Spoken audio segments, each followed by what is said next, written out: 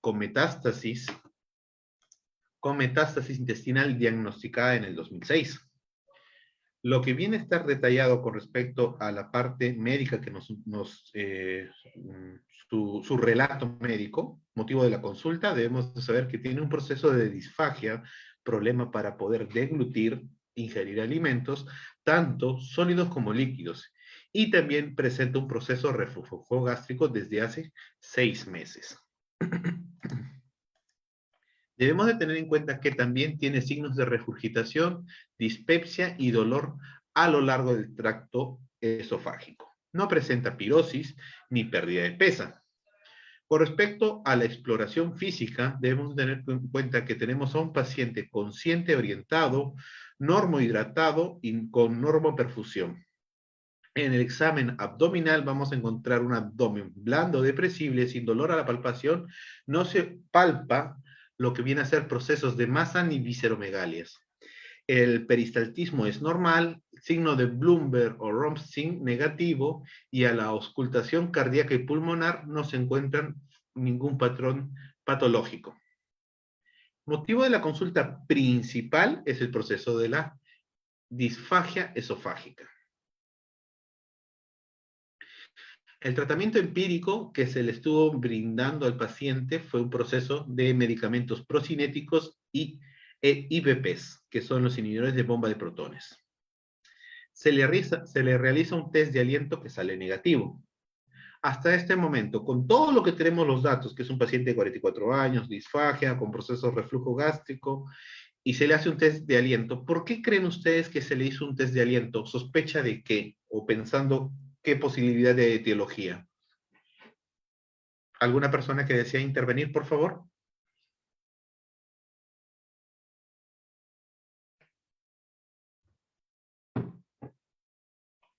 El test de aliento, específicamente la ureasa, es determinado para poder saber si estamos frente a una posible infección por Helicobacter pylori, y esto puede ser propiamente también a un proceso de una gastritis o una úlcera, ya sea en el tubo digestivo, propiamente la región del estómago o duodenal. Cosa que no es el caso, pero debemos de ir sabiendo por qué se le pidió y si era adecuado o no era adecuado. Con respecto al examen físico, sabemos que en un proceso que es la gastroscopía, ¿no?, o la endoscopía, se va a encontrar un proceso del esófago, una mucosa de aspecto normal sin lesiones, pero se encuentra con un calibre aumentado. Su biopsia con respecto al tercio superior esofágico en un frasco de 2 para poder descartar una esofagitis eosinofílica, o también ver el proceso de cardias, en los cuales se encontraron que está normal a 41 centímetros a nivel de la arcada dental. En la biopsia del frasco 1 se encuentra que el estómago a nivel del formis es normal con un proceso de retroversión. Cuerpo con mucosa y pliegues normales, una incisura sin alteraciones, un antro sin lesiones. En la región pilórica se encuentra un proceso normal. A nivel duodenal, el bulbo y la segunda porción duodenal son normales. Diagnóstico endoscópico va a ser posiblemente un proceso de acalasia incipiente. Ahora, con respecto a los procesos de anatomía patológica, va a encontrarse que hay una biopsia endoscópica de cardias y de tercio superior del esófago, en las cuales se encuentran que la mucosa esofágica sin cambios histológicos relevantes. Lo que posterior a ello se hizo una derivación a una unidad de especialidad que es la unidad de digestivo o gastroenterología, en la cual se le realizó un tratamiento con nifedipino de 10 miligramos. A su vez, también en esta misma unidad se le realiza un proceso que es la manometría de alta resolución para poder determinar cómo se encuentra el esfínter esofágico inferior y determinar sus presiones. Ahora, se encuentra que en la porción del esfínter esofágico inferior encuentra una presión en condición normal en reposo, y con respecto al índice de relajación está aumentado en cada proceso de deglución, en la unión esófago-gástrica de tipo 1. Con respecto a la región del cuerpo, del estómago, va a haber una ausencia de ondas peristálticas en el 100% durante el proceso de la deglución. Va a encontrarse un patrón de presión intraémbolo de tipo presurizado en la región panesofágica en todo el proceso de la deglución. Con respecto al esfínter esofágico superior, se va a encontrar una presión en reposo normal, relajación y coordinación faringoesofágica adecuada. Test de deglución rápida con 10 centímetros de agua, en lo cual se encuentra una respuesta con más de 2 presurizaciones. Todo esto arroja un resultado de un tipo de acalasia tipo 2. Se decide un proceso de intervención quirúrgica por el tipo de hallazgo endoscópico. O perdón, el tipo de hallazgo a través del examen clínico de la manometría. Entonces, esto es un poco la interpretación a través del ordenador, la recreación con respecto a los procesos intraluminales con respecto a sus presiones propiamente de la región esofágica. Debemos de tener en cuenta que la acalasia es un trastorno esofágico de tipo motor primario que impide el paso de los alimentos, ya sean sólidos y líquidos, y hay que tener en cuenta que esto va a ir progresando poco a poco. En una primera estadio se va a determinar que la dificultad para el ingreso o el pasaje de los alimentos van a ser a sólidos y que van a ir progresando hasta impedir el paso adecuado de los líquidos. La incidencia de esta enfermedad es tanto igual en hombres como en mujeres. Y la incidencia según grupo etario va a estar determinado entre el intervalo de 25 a 60 años de edad, siendo principal el grupo que se encuentra entre los 25 y 45 años. Afecta la calidad de vida relacionada con la salud, la productividad laboral y el estado funcional.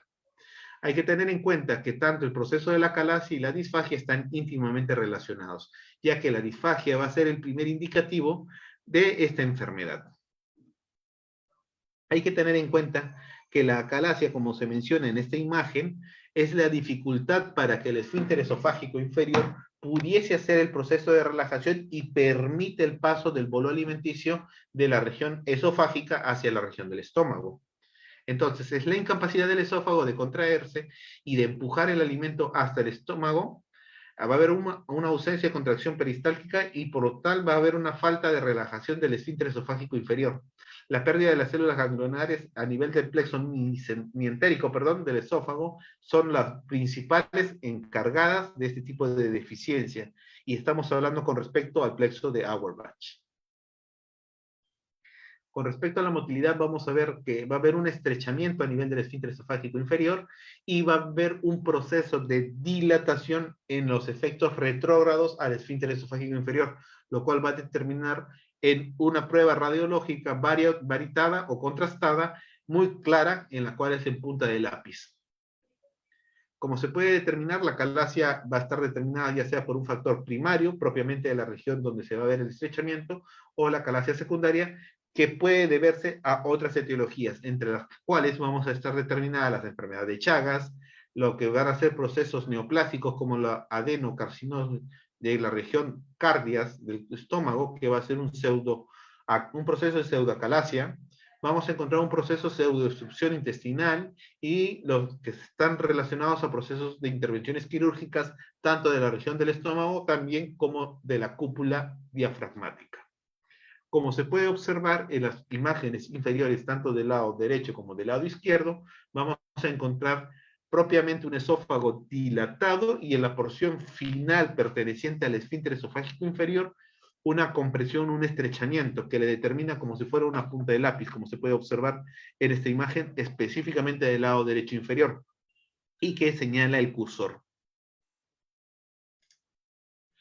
Con respecto a la clínica, debemos de tener en cuenta que el signo principal e inicial son los procesos de disfagia. Se caracterizan tanto a sólidos como a líquidos y que esto va a ir progresando.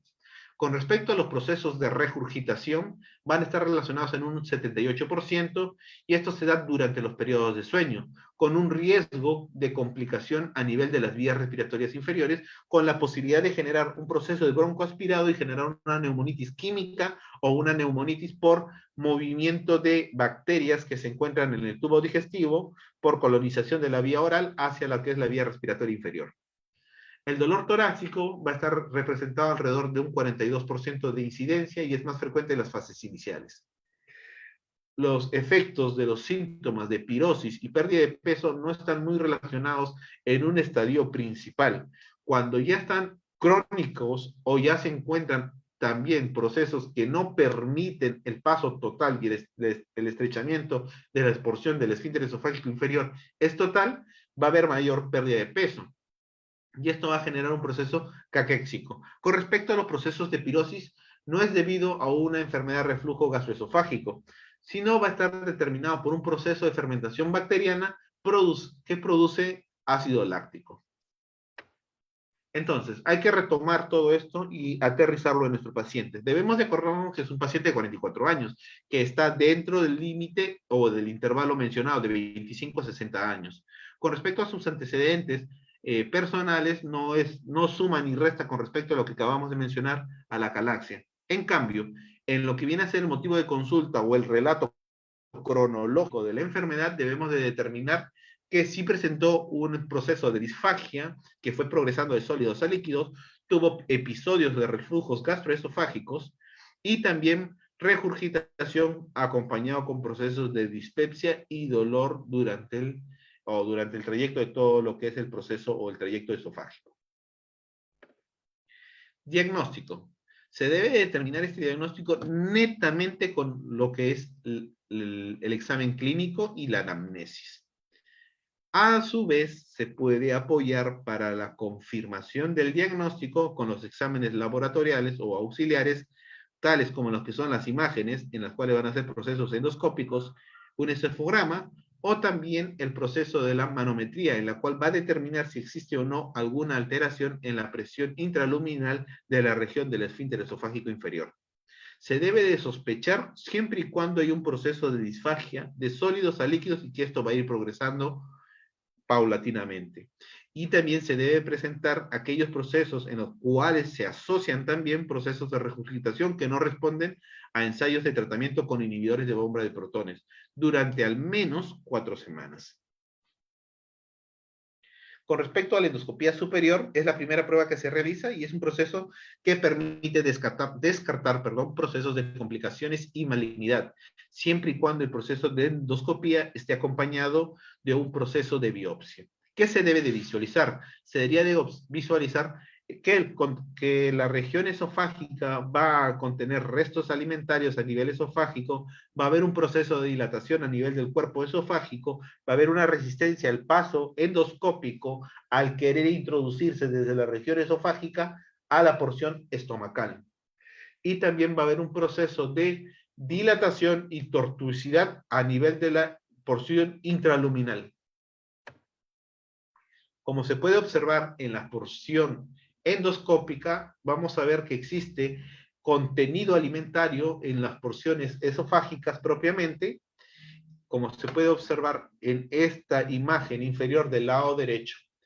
Y en la porción superior se observa que la unión gastroesofágica tiene un proceso espasmódico que limita o estrecha la luz, dificultando el paso de por sí del bolo alimenticio desde la región de la región esofágica hacia la región del estómago. Nuevamente, aterrizamos todo esto que estamos mencionando en nuestro paciente.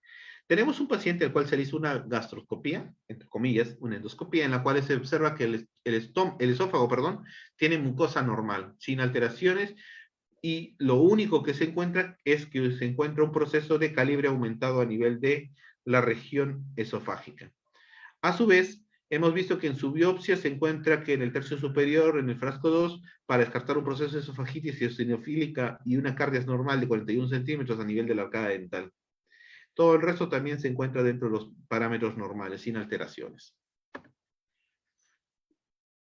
Con respecto a la segunda prueba, disculpen, con respecto a la segunda prueba, encontramos que se le realiza la manometría de alta resolución. Es un examen de elección, mide las variaciones intraluminales para poder determinar cómo están las presiones y si están dentro de los parámetros normales.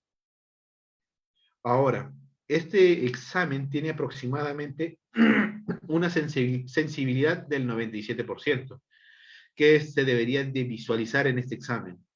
Al tragar no se consigue que la comida sea impulsada hacia la región estomacal. La deglución no origina contracciones peristálticas y que el esfínter esofágico inferior no va a presentar un proceso de relajación durante el proceso de la deglución. el vaciamiento va a ser un proceso incompleto o total dependiendo del estrechamiento a nivel del esfínter esofágico inferior. Esto también vamos a determinar cómo se encuentran sus mediciones a nivel de la región de la laringofaringe, la propia porción del esfínter esofágico superior y el esfínter esofágico inferior. Como se puede observar, las presiones se mantienen normales durante el proceso de la deglución, pero aquí empiezan a aumentar, lo cual dificulta el vaciamiento de la región esofágica hacia la región estomacal. Esto va a ser debido también a que la luz se va a ver más estrechada, más disminuida, por tal motivo no va a pasar el bolo alimenticio. Ahora, hay que tener en cuenta que existen tipos. Vamos a encontrar el tipo 1, en el cual va a haber ausencias de peristaltismo sin cambios significativos en la presión esofágica. No va a haber alteraciones de las presiones, perdón. Con respecto al tipo 2 o acalasia con compresión esofágica, va a existir un proceso de aperistalsia, no va a haber procesos peristálticos. Con presurización esofágica, compromiso del bolo de agua entre el esfínter esofágico superior y una ausencia de la relajación del esfínter esofágico inferior. No hay dilatación esofágica. En cambio, en el proceso de tipo 3 o conocido como espástica, va a haber un proceso aparente de contracción anormal o prematura de al menos 20% durante el proceso de la deglución. Y bueno, y eso es lo que podemos observar con respecto al paciente, en el cual lo encontramos en una calasia tipo 2, y netamente, como ya sabemos que va a ser un proceso en el cual la luz intraluminal del esfínter esofágico está estrechado, la única posibilidad es ingresar de manera quirúrgica, poder realizar una vagotomía en esta región para poder generar un proceso de dilatación y que fácilmente pueda ingresar lo que es el bolo alimenticio desde la región esofágica hacia la región estomacal. Hay que tener en cuenta también que otro examen que se puede determinar para esto va a ser el esofograma con bario. Es específicamente en las porciones iniciales del diagnóstico, es un aspecto en punta de lápiz, en pico de ave o en cola de ratón. ¿Qué se debería de visualizar en este examen? Un mal vaciamiento a nivel esofágico, el grado de dilatación esofágica, un proceso de aperistalsia y contenidos alimenticios retenidos en la cavidad esofágica. Como se menciona, aquí tenemos las pruebas de imagen radiológica con contraste en las cuales vemos el estrechamiento a nivel del esfínter esofágico inferior que determina el signo de punta de lápiz, signo de pico de ave o también conocido como cola de ratón. Todos estos hacen referencia al proceso de acalasia. Con respecto a otro examen más avanzado, con más sensibilidad, es el proceso de la tomografía computarizada o también la resonancia magnética. Aunque no son procesos de elección, no se visualiza cada capa de las paredes del esófago, es preferible utilizar un ultrasonido endoscópico para determinar el grosor de las capas musculares, circulares internas para poder determinar cómo se encuentra el efecto de la acalasia. Aparte de determinar si existe un proceso de acalasia, en la cabeza debería de existir una rama o una ramificación con respecto a los diagnósticos diferenciales, en los cuales podemos tener procesos de esclerodermia sistémica, un espasmo esofágico difuso, un proceso de divertículo de Senker, la enfermedad de Parkinson, un cáncer o un proceso neoplásico esofágico, y lo otro que estuvimos mencionando con respecto a la enfermedad de Chagas. La disfagia, propiamente en la región orofaringia, va a determinar un proceso de tos, regurgitación, va a haber un proceso que va a afectar tanto la región nasal y la región oral o bucal. Específicamente, esto va a estar determinado en grupos etarios, en ancianos por procesos de ictus o procesos neurodegenerativos, y en los jóvenes en la enfermedad de Duchenne o problemas tales como las enfermedades de neuropatías. Con respecto a la disfagia que sucede en el tracto esofágico, en los cuales van a determinar o distinguir que la comida se queda estancada o no pasa con facilidad durante todo el proceso de la deglución. Y esto lo vamos a ver si hay efectos en la deglución tanto de elementos sólidos y líquidos que van a estar asociados a problemas neuromusculares.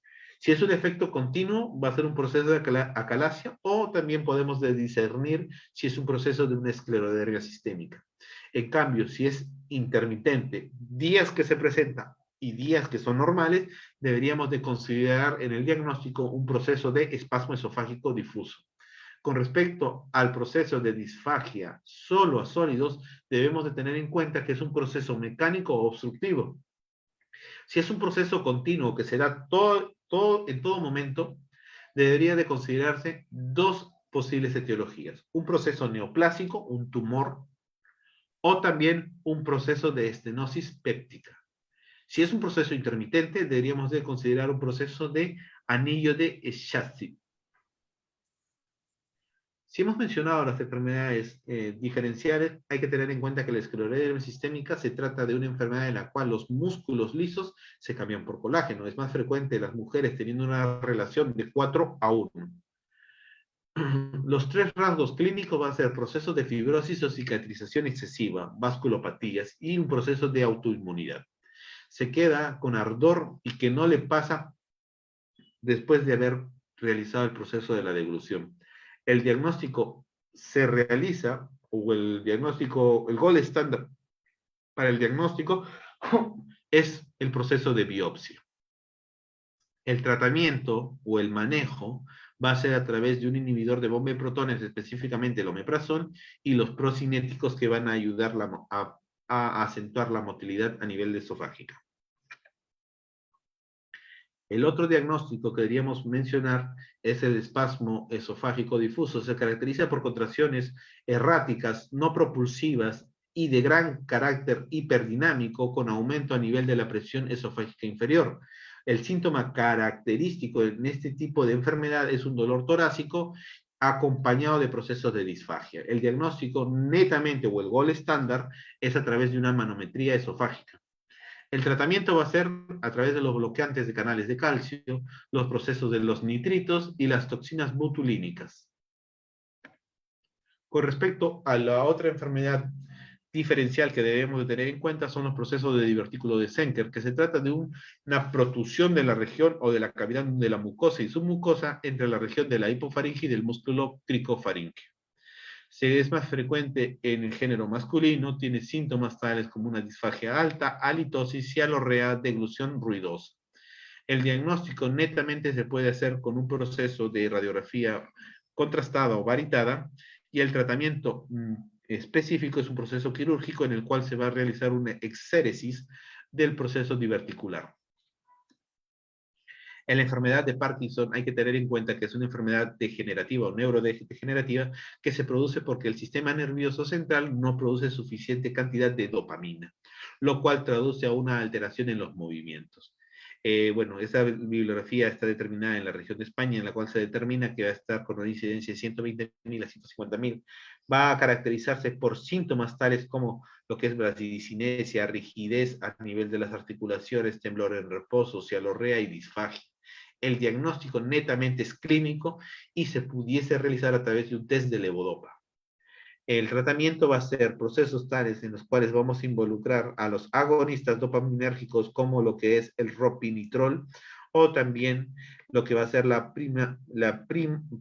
pramipexol. Lo que va a ser también otros son el carbidopa y el levodopa para poder determinar a través del tratamiento del CINER Plus. Vamos a ver los inhibidores de la región de la COM que van a estar determinadas como lo que es la tolcapona. Vamos a ver también los inhibidores del IMAO, que son la rasaglidina, y también con respecto a la parte de los núcleos subtalámicos.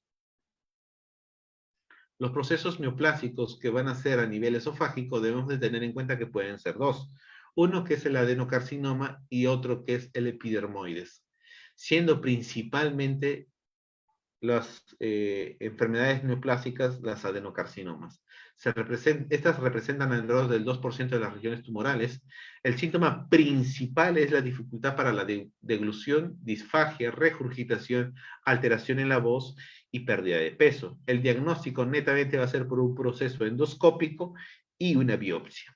A su vez, el tratamiento puede estar determinado por un proceso de quimioterapia, radioterapia y una exéresis del tumor, que es un proceso quirúrgico. Con respecto a la enfermedad de Chagas, debemos de tener en cuenta que esta enfermedad es debido a un parásito protozoo que va a estar determinado por lo que es el Trypanosoma crucis. se desarrolla a nivel del intestino del chinche, que es el vector o el transmisor del género Trypanosoma, que lo permite mediante la picadura de las personas durante los estadios usuales de la noche. Esto está determinado con una incidencia mundial de 6 a 7 millones a nivel del mundo. Los síntomas principales en una fase aguda es fiebre, malestar general, signos de romaña o un chagoma. En las fases crónicas vamos a encontrar procesos tales como arritmia, bloqueos de la conducción, una insuficiencia cardíaca, megacolon, esplenomegalia, un hepatoma o también un megaesófago. Con respecto al diagnóstico, debemos de determinar, señorita Fiorella, tiene su micro abierto, ¿alguna consulta o pregunta?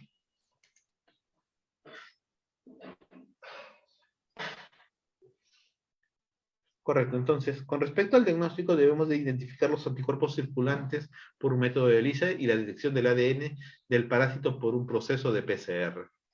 A través del tratamiento deberíamos de darle antiparasitarios como es lo que es el benzalidinol, que se dio a nivel del 1974 o en 1960 que se empezó a dar lo que es el Nifortimox.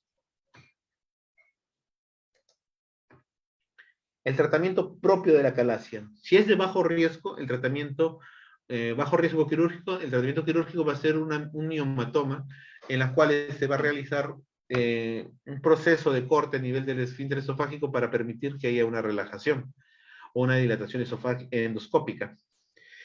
Si es de alto riesgo quirúrgico, lo que se puede realizar es la aplicación de la toxina botulínica, y también fármacos como lo que son los nifedipino, el glitazén y la nitroglicerina. Y esto se debería hacer a través de una atención primaria. Si todo falla, debería realizarse un proceso de una gastroctomía. Ahora, para poder terminar, vamos a presentar 3 casos. Me gustaría, por favor, que interviniesen las personas cuál es su sospecha clínica. Bajo su sospecha clínica, ¿qué exámenes pedirían y qué esperarían encontrar? Primer paciente. Tenemos un paciente de 63 años que acude desde los 6 meses que presenta disfagia cuando éste come cuando come sobre todo chuletón. Reconoce ser fumador y bebedor y refiere una pérdida de peso de aproximadamente 15 kilos de manera no intencional. ¿Alguna persona que quiera intervenir o participar con este primer caso? Disculpen chicos, estoy con la garganta que me mata.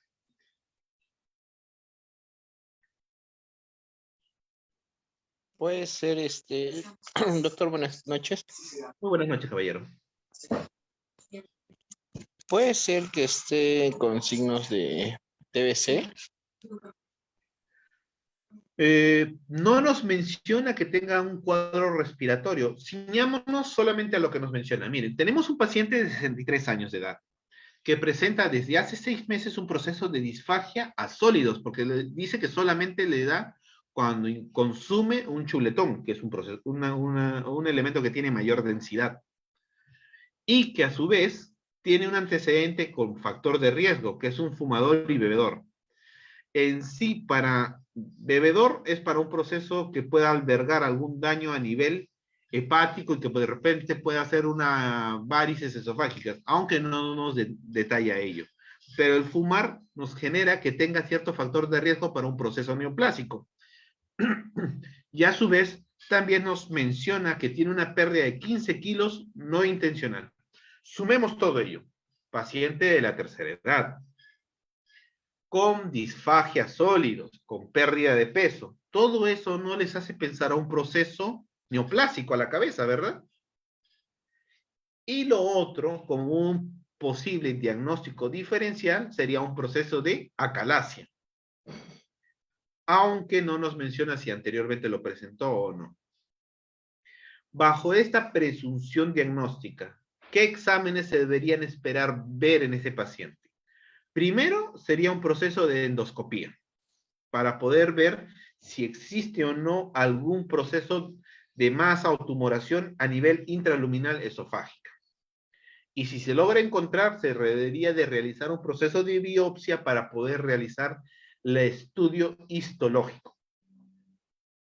Lo otro, en caso de que no estuviéramos sospechando de un proceso neoplásico, se pudiera esperar en una prueba de imagen que va a ser, si estamos con la misma endoscopía, vamos a encontrar un proceso de dilatación esofágica, vamos a encontrar un proceso tortuoso esofágico y una estrechez a nivel del esfínter esofágico que va a dificultar el paso del endoscopio desde la región esofágica a la región estomacal.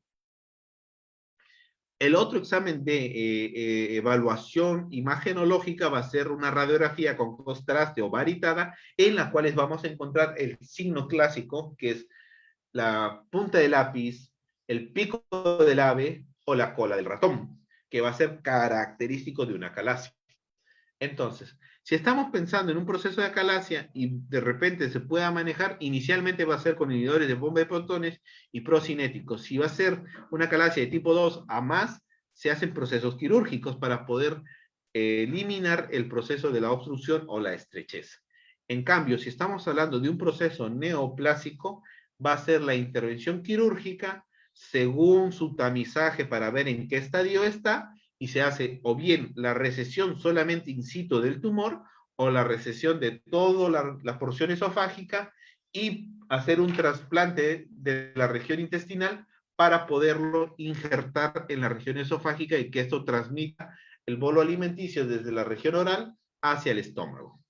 Entonces, ya hemos desarrollado el primer caso, hemos visto cuáles son sus posibles diagnósticos, qué estudios pediríamos y qué tratamiento se maneja. Hablemos con el segundo caso. Tenemos un paciente de 37 años de edad sin antecedentes personales de interés. Acude a la consulta porque refiere dificultad para tragar o deglutir. No refiere procesos de pirosis. Refiere tener una pérdida de 15 kilos de peso en 2 años. Y refiere tener procesos de vómitos o emesis. ¿Alguna persona que quisiera intervenir en este caso, por favor?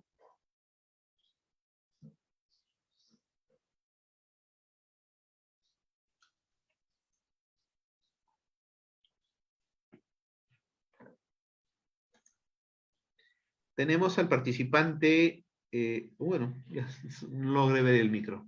¿Alguna persona estuvo con su micro abierto? ¿Estaríamos frente a una disfagia? Estamos Podría en ser. el proceso de disfagia, correcto. Pero dentro del proceso de la disfagia y de todas las enfermedades o patologías que hemos mencionado, ¿qué enfermedad cuadra con algo similar a lo que hemos visto?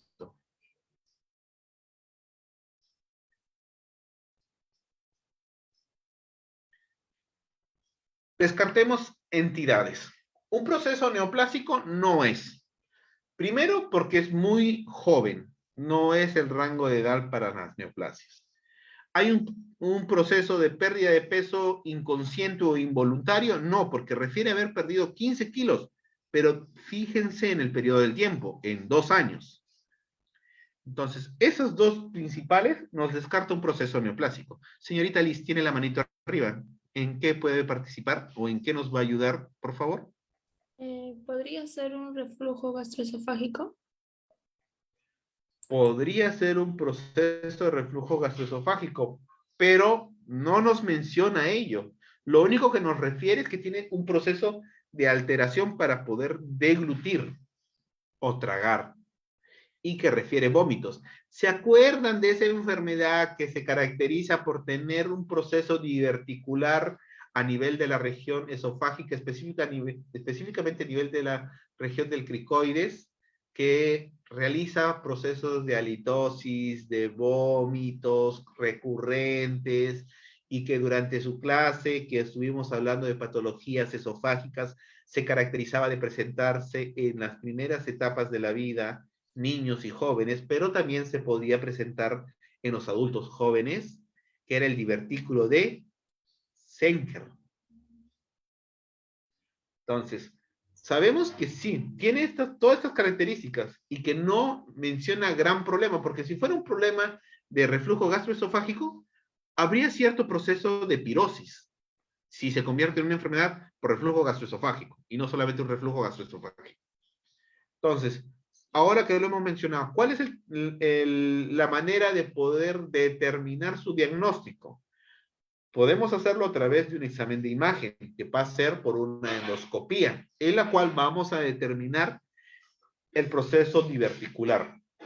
Lo otro puede ser por un examen de radiografía o también por una tomografía. Tratamiento, inhibidores de bomba de protones y procinéticos. Tratamiento definitivo, proceso quirúrgico para realizar la exéresis del proceso diverticular y así cesamos todos los síntomas y malestares. Pasemos al último caso para el tema de acalasia. Tenemos a una paciente femenino de 57 años que viene por un proceso de crisis hipertensiva a urgencia, en la cual se determina una presión de aproximadamente 170/100, sin focalización neurológica. Disculpen. Mientras realizamos la anamnesis, nos fijamos que presenta en sus manos un fenómeno de Raynaud. Hago una pausa en este punto. De todos los que estamos en esta reunión, ¿hay alguna persona que no sepa cuál es el fenómeno de Raynaud? Por favor, levante su manito o intervenga para poder expresar qué es lo que sucede. Correcto. Entonces, muchísimas gracias. El fenómeno de Raynaud es aquel proceso que cuando va a estar en escenarios en los cuales las temperaturas van a estar bajas, las porciones distales de los dedos del miembro superiores van a cambiar a una tonalidad pálida o azulada. No se puede decir propiamente un proceso de cianosis, sino que va a ser un proceso de vasoespasmo disminuyendo la perfusión. Sigue habiendo perfusión, pero está disminuida. Ese es el fenómeno de Raynaud. Ya que está con el médico, ya hemos aclarado que es el fenómeno de Raynaud y para aquellas personas que no lo sabían hasta el día de hoy, ya hemos mencionado en qué consiste y claramente está asociado a un proceso de una enfermedad autoinmune. Esto puede ser claro y clásico en esclerodermia sistémica. También puede haber procesos de entumecimiento, pero esto es cuando es un proceso de vasoespasmo crónico, sostenido. Pero el Raynaud clásico se presenta en procesos de baja de temperatura. Se le aumenta un poco la temperatura y esto revierte fácilmente. Entonces, continuemos. Ya que esta persona está en el médico, decide comentarle que tiene un problema a nivel del sistema digestivo. Ahora, si mencionamos que el signo o el fenómeno de Raynaud es característico de las enfermedades autoinmunes, ¿qué enfermedad, si estuviéramos pensando que tiene un problema digestivo, es el que deberíamos de pensar a la cabeza? Y lo hemos mencionado hace un instante. Miguel Cornejo tiene la palabra. No, bueno, ¿puede ser varices esofágica? Bueno, las varices esofágicas son principalmente por un proceso, por incidencia solamente se dan por dos cosas. Por una enfermedad hepática por alcohol o una enfermedad hepática por virus, que es hepatitis B y C. Con respecto a lo que yo mencionaba, es la esclerodermia sistémica que generaba un proceso de alteración a nivel del proceso de glutorio. Entonces, ahí es donde van a haber procesos de disfagia. Entonces, esta señora, por lo que menciona, solamente por el fenómeno de Raynaud, debemos de pensar que tiene un proceso de una enfermedad conocida como esclerodermia sistémica y que a su vez también esta se asocia a un proceso de disfagia. Entonces, eso era para poder determinar que la disfagia está asociada al proceso de la esclerodermia sistémica. Tratamiento, son inmunomoduladores, corticoides específicamente, y si estamos viendo que hay alteraciones a nivel del tracto digestivo, se le debería dar o medicar o tratar con elementos procinéticos. Eso sería todo con respecto a este primer PPT, asociado a casos clínicos de la acalasia o que vamos a ver de la región esofágica. Para poder pasar al segundo PPT, me gustaría, por favor, que alguno de los participantes me mencione si existe alguna duda, alguna consulta, o si no, iniciamos inmediatamente con el segundo PPT, que es reflujo gastroesofágico. ¿Existe alguna duda o consulta con el grupo presente el día de hoy? Ninguno, maestro. Correcto, muchísimas gracias. Entonces procederé a realizar el otro PPT. Este se cierra y este es gastroesofágico. Muy bien. Por favor, me confirman si se llega a observar el PPT que diga caso clínico guión ERG. Sí, doctor, sí se ve. Correcto, profesor. Se ve.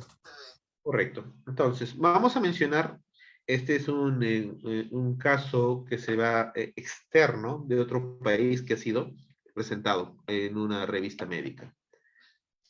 Vamos a tener a un paciente de sexo masculino de 76 años de edad, de raza mestiza, tipo de sangre o RH positivo, de unión libre a nivel que realiza una profesión de agricultor, reside en la región de Río Bamba y ocasionalmente en la región de Quito. Con respecto a, a la parte de la anamnesis, está casado, está con la religión católica, tiene un grado de instrucción secundaria, fecha de nacimiento el 8 del 5 de 1944. Cosas no relevantes, a lo que nos importa. Motivo de la consulta principal es un proceso de dolor y ardor en la boca del estómago y la garganta. Y también tiene un proceso de epigastralgia. Veamos propiamente lo que es la parte de la evaluación del paciente. No sé por qué se me ha descuadrado. Un momentito, por favor, chicos. Ya. Tenemos a un paciente de sexo masculino de 76 años. Refiere que desde hace 4 años presenta ardor en la garganta y en la región epigastral. Con respecto a ello, recibió un tratamiento de inhibidor de bomba de protón, específicamente el omeprazol, en la cual tomó 10 miligramos todos los días, recetado por un especialista farmacéutico. Estos síntomas se han ido presentando y han estado empeorando desde hace 2 meses con más intensidad, en las cuales llegó a identificarse una escala de dolor de 7/10. Se debería de presentar repetidas ocasiones durante todo el día y tiene una sensación de quemazón que se mantiene y se automedica aumentando su dosis a 10 miligramos día. Además de esto, también informa que suele tener procesos de reflujo ácido con pocos restos alimenticios, no digeridos. No menciona tener un proceso de aproximadamente entre 7 a 8 veces al día. También menciona que tiene un proceso que es un proceso que resulta muy incómodo, se presenta sobre todo en las temporadas o intervalos de la noche, que pueden ocasionar procesos de dificultad respiratoria, acompañados con dolor en el pecho de tipo asfixiante y que dificulta para tragar ocasionalmente. Con respecto a lo que estamos mencionando, y como sabemos que el tema principal va a ser enfermedad por reflujo gastroesofágico o un efecto de reflujo gastroesofágico, esto menciona clásicamente cuáles son los síntomas que debería presentar. Continuemos. Uy, perdón. Entonces, con respecto a los antecedentes personales, es una persona que niega alcoholismo, niega tabaquismo, niega consumo de sustancias ilícitas tales como drogas. Menciona tener un consumo de café de 2 veces durante toda la semana. Y los antecedentes patológicos familiares es ninguno, tanto en los que son las pertenecientes a madre, padre y parejas. Con respecto a su examen físico, vemos una persona con procesos de astenia positivo desde hace 2 meses. ¿Alguno de los presentes sabe lo que es astenia o desconoce de la definición de astenia? Es cansancio. José Javier tiene la manito arriba para que pueda participar. Alguien más mencionó, pero no llegué a escucharle. Desconozco el término. Es cansancio, debilidad. Correcto. Ya está. Muchísimas gracias. La persona que intervino de sexo femenino, no llegué a ver su nombre. Astenia también es proceso de cansancio. También va a ser un hecho de que vaya a tener menos energía. No es que perdió la motivación, sino que es menor interés en realizar las cosas. Menciona también que tiene un proceso de irritabilidad. Va a haber un proceso positivo a nivel de la piel, en la cual vamos a ver una piel normal. Vamos a encontrar en el proceso de evaluación del sistema respiratorio, que está normal en la región superior. En la región inferior va a haber procesos de tos positivos después de cada episodio de reflujo desde hace 2 meses. Va a haber un proceso de disnea que va a estar seguido a los procesos de reflujo, también en el mismo episodio, en el mismo temporada de los 2 meses. No se encuentra estertores, y con respecto a procesos hemoptoicos o de hemoptisis, no se encuentran. Con respecto a los procesos gástricos, vamos a encontrar que son negativos los procesos de vómitos, hematemesis, procesos de ictericia y trastornos de apetito. Y si encontramos con signos positivos, procesos de disfagia o dinofagia, ardor retroesternal, procesos de regurgitación, ardor abdominal, en los cuales encontramos que es positivo y doloroso en la región epigastralgia. Va a haber procesos de pirosis y regurgitación.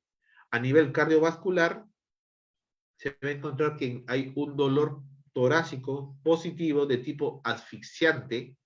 Va a encontrarse signos de palpitación durante el proceso de la deglución. Con respecto a signos de edema negativos, y en la evaluación genitourinaria todo va a estar normal. Entonces, hasta esta parte de lo que hemos visto con respecto a la evaluación de sistemas, todo solamente nos abarcaría a un proceso del tubo digestivo, específicamente la que se sitúa en la región epigastrálgica, en la cual sabemos que tenemos 2 puntos de unión. O es perteneciente al tubo esofágico o es perteneciente a la región estomacal. Si es por un proceso de esta unión, podemos estar pensando en la que es el reflujo gastroesofágico o la enfermedad por reflujo gastroesofágico, o también por algún tipo de proceso ulceroso, que puede ser una úlcera péptica en la región esofágica. Entonces, con respecto al examen físico general, se encuentra en estado general adecuado el paciente, está orientado en tiempo, espacio y persona. Participante Cristian Berrospi, ¿tiene la manito arriba? Doctor, disculpe, ¿podríamos relacionar también con el esófago de Barrett? El esófago de Barrett también está asociado, pero hay que tener en cuenta que esto es un diagnóstico propiamente histológico y va a estar determinado con un proceso de malignidad, ya que este hallazgo histológico determina que ya estamos hablando de un cáncer esofágico y que fácilmente pudo metastizar a la región estomacal o también a las regiones subsecuentes o adyacentes a esta. Pero no está mal. Si estamos pensando por una enfermedad reflujo gastroesofágico, también en el momento que se deba de pedir la endoscopía, debemos de saber si se logra ver algún tipo de alteración a nivel de la mucosa intestinal, de la mucosa esofágica o el epitelio esofágico. Y para tal sentido se debería de realizar una biopsia y estudiar el corte histológico. Continuemos entonces. Mencionamos que no hay ninguna alteración, la escala de Glasgow está normal, tiene una valoración de puntaje completo.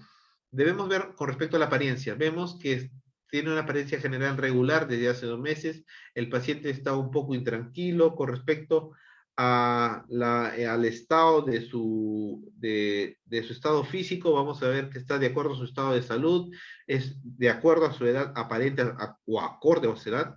Vamos a ver que tiene una expresión relacionada a su estado de salud, va a estar un proceso arreglado a nivel de su estado físico y a su apariencia. Vamos a ver que su estado de conciencia está orientado en las 3 esferas, que es espacio, lugar y tiempo. Con respecto a sus signos vitales, frecuencia respiratoria de 22 respiraciones por minuto. Esto, ustedes, ¿cómo lo encuentran? ¿Normal? patológico, está elevado, disminuido en su frecuencia respiratoria para su edad.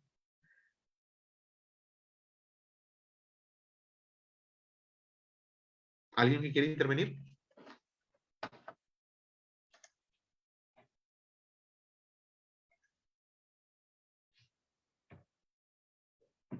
¿22 respiraciones por minuto significaría que está por encima, ya que sabemos que podemos encontrar hasta un tope máximo de 20 respiraciones por minuto? Eso sería una taquipnia.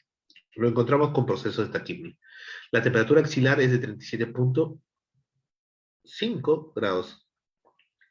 Esto también está dentro de lo normal, ya que no es un proceso de fiebre. Todo proceso de fiebre o infeccioso se debería detallar por 48 grados para adelante.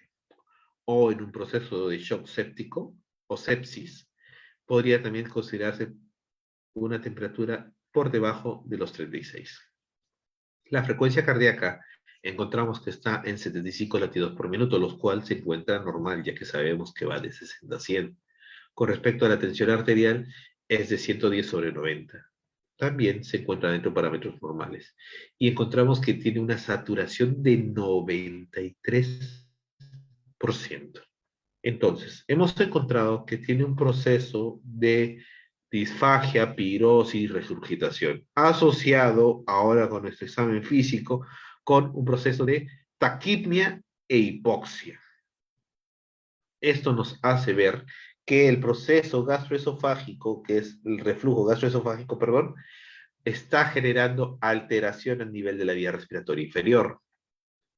Entonces, podríamos encontrarlo como un proceso conjunto con una neumonía, sí, pero ahorita signos cardinales para poder determinar que estamos frente a un proceso de una neumonía, no.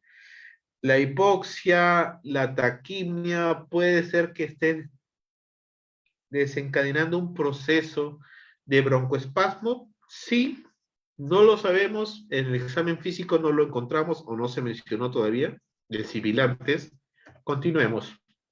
Con respecto a sus medidas antropométricas, tenemos que un paciente de 51 kilos con una talla de 165 metros, un índice de masa de 18.7.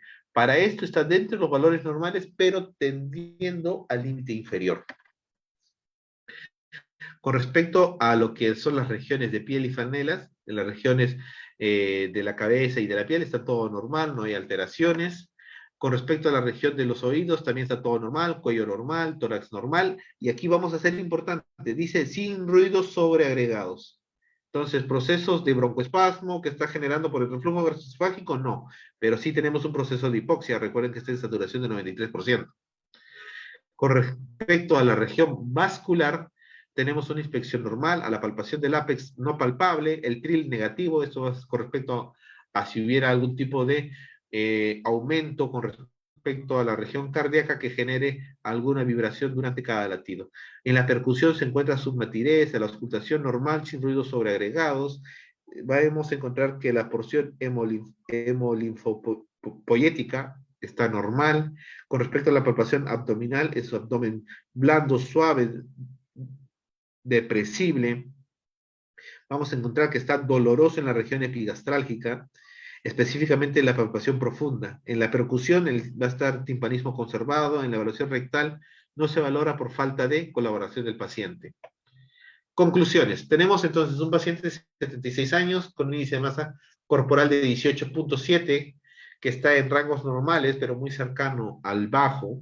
Se comprueba que su lengua tiene un proceso saburral, o más o menos eritematoso, se podría decir. Tiene las piezas dentarias en mal estado, erosionadas, eso no lo mencioné anteriormente. Tiene un abdomen suave pero doloroso en la región epigastrálgica. Tenemos también una valoración en la cual encontramos que el paciente en la región del abdomen, un momento voy a disminuirle, no se logra visualizar, que en la región del abdomen es suave pero doloroso en la región de la palpación profunda de la propia región epigastrálgica, y con respecto a la agudeza visual y auditiva están disminuidas, pero esto está acorde al grupo etario. Entonces, debemos de tener en cuenta que para lo que es un reflujo gastroesofágico, el signo principal va a ser la lengua saburral, en la cual las papilas se encuentran afectadas por el proceso del reflujo gastroesofágico. Dolor retroesternal va a tener un proceso asfixiante o tipo asfixiante y va a tener una fase álgica o de dolor. Y la odinofagia va a ser propiamente del signo de la epigastralgia. Aparte, lo que son procesos de astenia, tos posterior, reflujo, disfagia y disnea, no se han encontrado dentro del paciente. Entonces, con respecto a la agrupación de síndrome esofágico, debemos tener en cuenta que sí se percibe lo que es reflujo gastroesofágico, dolor retroesternal tipo asfixiante y la odinofagia. Con alteraciones con respecto al síndrome respiratorio, debe mencionar procesos de tos posterior al proceso del reflujo y también con procesos de disnea. Y si hubiera un proceso de síndrome gastrointestinal, va a haber un proceso de regurgitación después de cada comida y un proceso de epigastralgia. Entonces, diagnósticos diferenciales. Si estamos pensando en una enfermedad por reflujo gastroesofágico, se menciona que debería presentarse lo que son reflujo gastroesofágico después de la ingesta de cada alimento, procesos de regurgitación después de cada alimento, pirosis, disfagia, lengua saburral, piezas dentales en mal estado o erosionadas. Si estuviéramos hablando frente a un proceso de gastritis crónica, se debería solamente pensar bajo dos síntomas: reflujo gastroesofágico y procesos de epigastralgia. En cambio, si estuviéramos hablando de un proceso de una esofagitis péptica, es proceso de odinofagia, proceso de disfagia, netamente. Y con respecto a una estenosis por reflujo, vamos a encontrar procesos de reflujo gastroesofágico, enfermedad de reflujo después de cada alimento, vamos a encontrar un proceso de odinofagia y un proceso de disfagia. Con respecto a un proceso neoplásico, vamos a encontrar dolor retroesternal tipo asfixiante o transasfixiante, procesos de astenia, procesos de disfagia y una fascia, mejor dicho, álgica. Pruebas de diagnóstico presuntivos. Si estuviéramos pensando en una prueba de un proceso de gastritis crónica, deberíamos necesitar lo que es proceso de endoscopías. Enfermedad por reflujo gastroesofágico, también lo que es un proceso de endoscopía. Y si estamos hablando específicamente del esófago de Barrett, producto de un cambio a nivel del epitelio esofágico, también un proceso de endoscopía asociado también con un proceso de biopsia. Para tal sentido, si estamos sospechando de una enfermedad de reflujo gastroesofágico, debemos de reunir síntomas de procesos esofágicos típicos, en los cuales la edad va a ser menor a 60 años, sin síntomas que van a generar signos de alarma. Para tal sentido, el diagnóstico va a ser provisional y de inicio de tratamiento empírico con inhibidores de bomba de protones, específicamente el omeprazol, la cual se le puede dar 20 miligramos 2 veces al día por 2 semanas. Y esto ver si hay algún tipo de mejora o alivio del malestar o los síntomas. Si es sí, se debería de confirmar el diagnóstico, y si no se realiza el alivio de los síntomas, se debería de utilizar un proceso de endoscopía. Y se debería de ver si hay, aparte de pensar en una enfermedad de reflujo gastroesofágica, de haber procesos de repente de enfermedades neoplásicas o alguna alteración a nivel esofágico. Si hay sospecha de enfermedad por reflujo gastroesofágico y tenemos un paciente de 40 años de edad a más, debemos de ver si tiene signos de alarma o no. Si fuera así, deberíamos utilizar un proceso de endoscopía para poder observar qué se encuentra a nivel intraluminal del esófago. Caracterizar los procesos de la esofagitis y de realizar el tratamiento oportuno. Si tuviera síntomas extraesofágicos, deberíamos de realizar una pHmetría a nivel esofágica para poder determinar cómo está el pH a nivel de la región intraesofágica. Si dase resultados negativos, teníamos de pensar en otros procesos que pudiesen involucrar la afección a nivel de la región esofágica. Y si diese positivo, se confirma el diagnóstico por enfermedad por reflujo gastroesofágico y se inicia el tratamiento con inhibidores de bomba de protones. Con respecto a la enfermedad por reflujo gastroesofágica típicos o esofágicos, se van a encontrar signos tales como pirosis y regurgitación. En los atípicos o extraesofágicos se van a encontrar los procesos de dolor torácico, tos, broncoaspiraciones, procesos de odinofagia, siendo principalmente dolor torácico, tos y odinofagia. Con respecto a los signos de alarma que debería de presentar el paciente, debemos de presentar lo que vienen a ser procesos tales como emesis, vómitos, disfagia persistente y sangrado.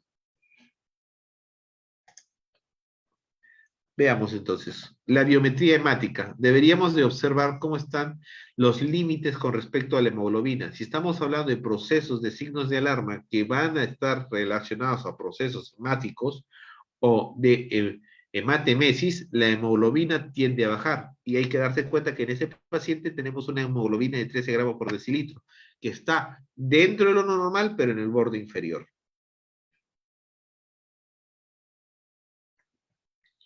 Ahora, si estamos hablando de algún proceso que pueda haber afecciones a nivel de la región cardíaca, vamos a ver cómo se encuentra la función propiamente del corazón a través de un electrocardiograma, en los cuales encontramos que es normal con una frecuencia cardíaca de 75, se logra observar ondas P, complejos QRS y segmentos ST normales, no hay alteraciones a nivel de la conducción cardíaca. Con respecto a la endoscopía digestiva que se realizó el 25 del 2 del 2014, se encontró una hernia hiatal por desplazamiento con una esofagitis erosiva y una extensa ulceración esofágica. Entonces, para tal sentido, en estas regiones se debería haber realizado una biopsia para poder determinar cuál es la afectación principal.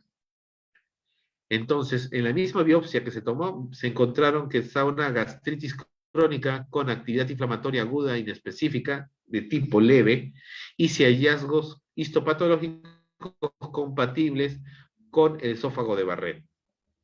Test de ureasa que se realizó se encontró que es negativo. ¿Por qué se realiza el test de ureasa frente a un proceso ulcerativo? Pensando que puede estar asociado a un proceso de infección de Helicobacter pylori, ya que también tenemos el antecedente, o bueno, el hallazgo histopatológico de una gastritis crónica. Y con respecto al hallazgo del esófago de Barrett, esto es propiamente a un proceso de metaplasia por el continuo proceso irritativo del pH a nivel de la mucosa del esófago que hizo que cambiase. Entonces, en la veo un numerito. Sí. Señorita Liz, Sí, ¿cuál es su doctor. consulta? Sí, en la anterior diapositiva mencionaba que presentaba también hernia hiatal, si no me equivoco. ¿Y a qué se debería eso? La hernia hiatal puede ser producto propiamente. Primero, hay que acordarse que la hernia hiatal significa que la misma región del hiato diafragmático que solamente debía pasar la región esofágica, ha ingresado una porción del estómago. Específicamente puede ser el cardias o el fundus, dependiendo cuál es la porción. ¿Por qué se pudo deber? Hubo algún aumento a nivel de la presión intraabdominal que generó el desplazamiento de estas porciones del estómago y que pudiesen haber generado la hernia. Otro, aunque no tengamos la información, pudo haber sido debido a un proceso quirúrgico que involucre el hiato diafragmático, que haya generado cierta laxitud y que también se haya desplazado a estas regiones estomacales y hayan generado la hernia hiatal. Entonces, no tenemos historia clínica, pero esas pueden ser las dos principales presunciones por las cuales se produjeron la hernia hiatal. Quiere decir que el cardias puede ascender debido a las presiones que genera con el vómito. En sí, los vómitos propiamente no generan tanto aumento de la presión intraabdominal para poder generar la hernia. Aquí tuvo que haber generado algún aumento intraabdominal a nivel de la presión abdominal, mejor dicho, perdón, para que esto pueda generar el desplazamiento de la región del cardias o el fundus estomacal. El vómito en sí es un efecto propiamente de luminal para que pueda haber un efecto retrógrado de su contenido estomacal hacia la vía esofágica y de la vía esofágica a la región propiamente de la boca. Pero no hay tanto aumento de la presión. Ahorita no me acuerdo muy bien cuánta es la presión intraabdominal que tiene que sobrepasar para poder hacer esta hernia hiatal, pero sí es una presión de bastante intensidad. Entonces podríamos relacionarlo con aquellas personas que también trabajan con sobrepeso, levantando pesos, algo así, para que genere presión. Justo a eso también iba a mencionar. Personas que están asociadas a que realicen carga excesiva de peso, esto genera también ciertas condiciones de que hubiera predisposición a hernia hiatal o a otro tipo de hernias, ¿no? Porque tienen que aumentar la presión intraabdominal, intratorácica, para poder manejar estos pesos. Ay, doctor, muchas gracias. Correcto. Gracias a usted. Entonces, nos quedamos en este PPT, donde vimos que tiene su metaplasia por un esófago de Barrett. Con respecto a su endoscopía digestiva alta posterior a 2 años, se vio que se consta una hernia hiatal que aún continúa. La úlcera se encontraba ya en estados de curación. Se encuentra que la unión estomacal está desplazada, que encontramos segmentos de epitelio columnar extendidos aproximadamente en la región esofágica. Que aquí fácilmente, no sé si pueden verlo a través del cursor, vemos la mucosa normal esofágica. Aquí está el proceso de ulceración en etapas de curación, pero aquí está el proceso propiamente de la esófago de Barrett, que es el proceso de metaplasia. Aquí observamos lo mismo, pero aquí hay procesos activos de sangrado.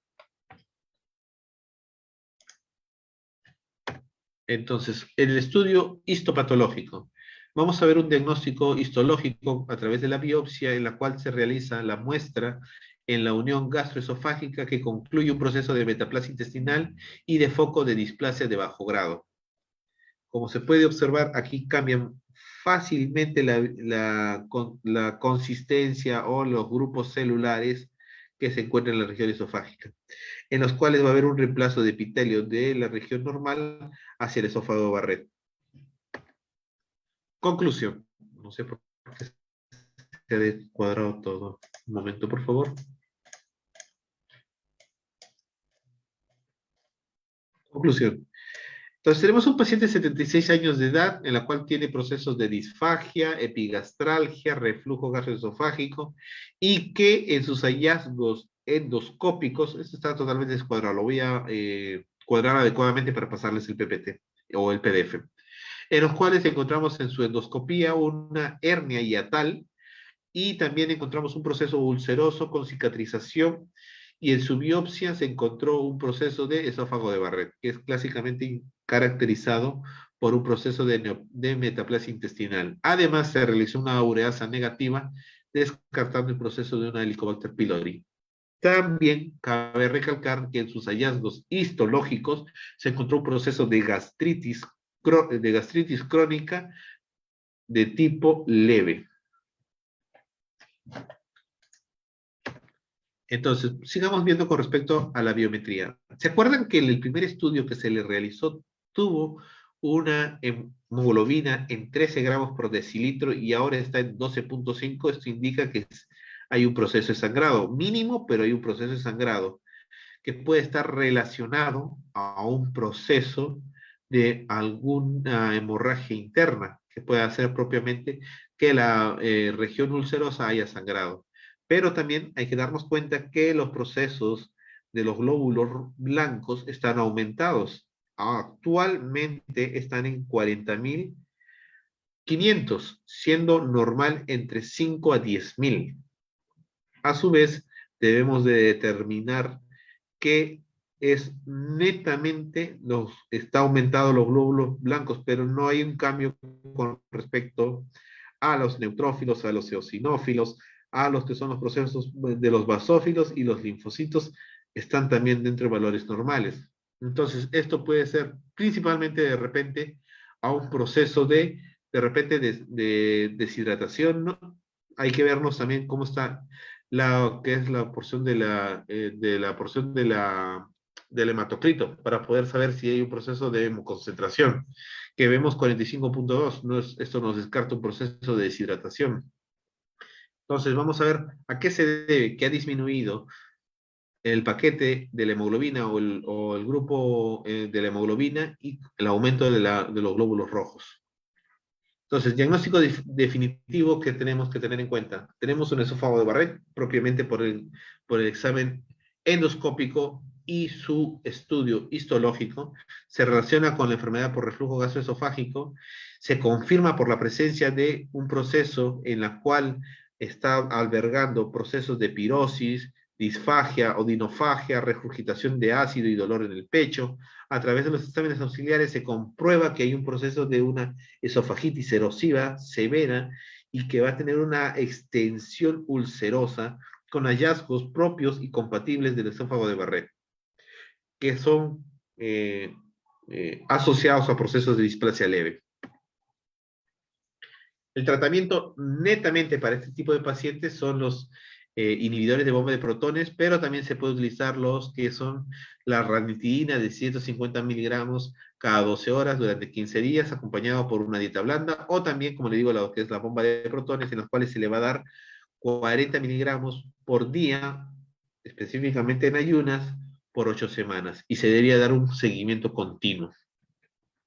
Su evolución de este paciente. El paciente evoluciona con buen pronóstico, desapareciendo las molestias que se presentaron al inicio, a la semana del tratamiento, con lo que es propiamente el tratamiento del omeprazol. Pasado las 8 semanas se vuelve a dar omeprazol, perdón, a una dosis menor de 20 miligramos por día, que lo debe tomar. Se realizó un proceso de endoscopía al darle de alta el día 26 de mayo del 2014, donde se constató que la hernia hiatal y la úlcera se encontraban ya en estados de curación. Y los procesos de la endoscopía realizada el 31 de agosto del mismo año determinó que el paciente, no sé por qué se está descuadrando todo, determinó que el paciente presentaba signos de procesos que hayan detenido o no generado más procesos de displasia a nivel del esófago.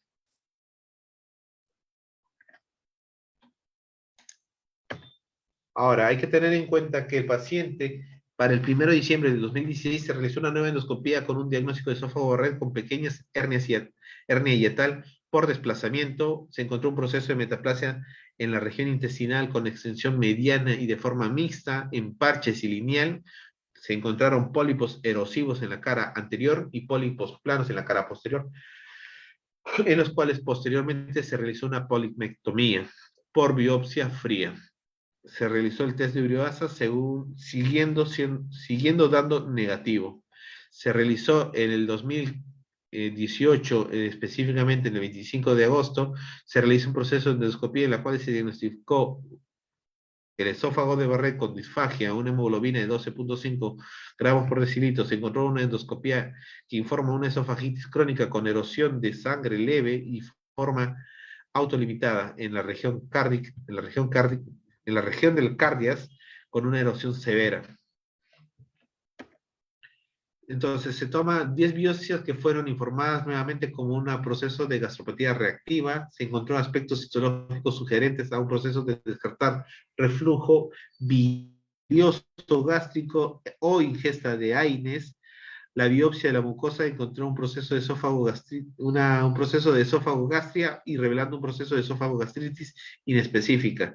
La última endoscopía que se realizó el 18 de marzo del 2018 se encontró una esofagitis erosiva con metaplasia de Barrett y un proceso de hernia a nivel de la región, o mejor dicho, una hernia por desplazamiento.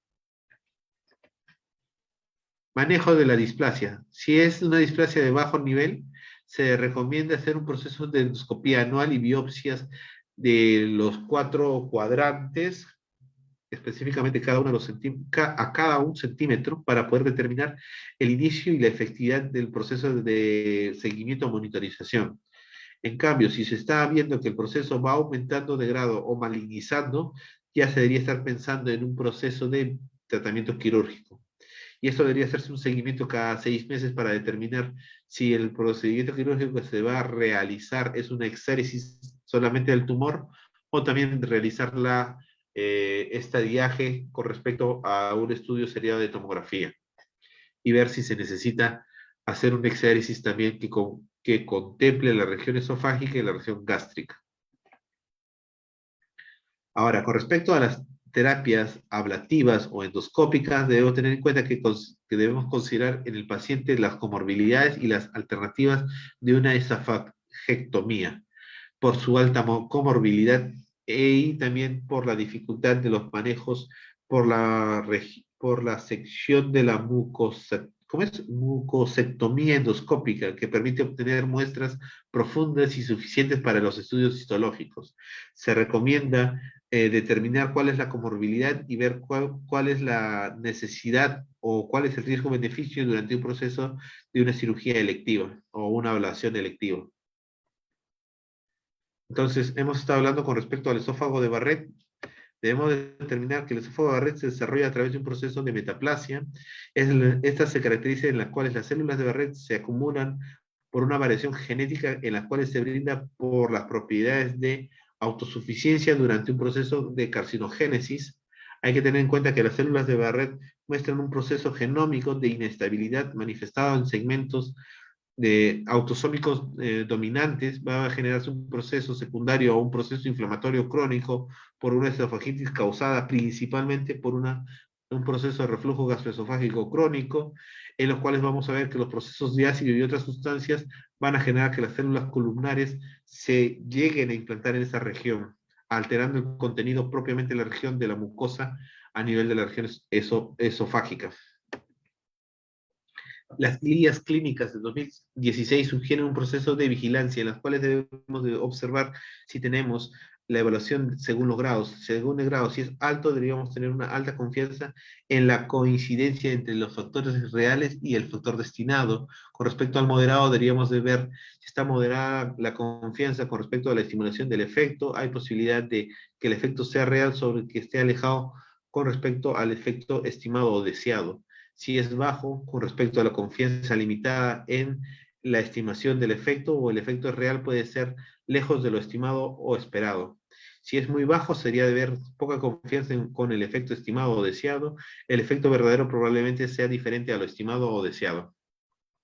Diagnóstico propio va a ser un proceso de endoscopía en la cual se va a determinar el hallazgo en la línea Z o unión escamo-columnar de la región epitelial.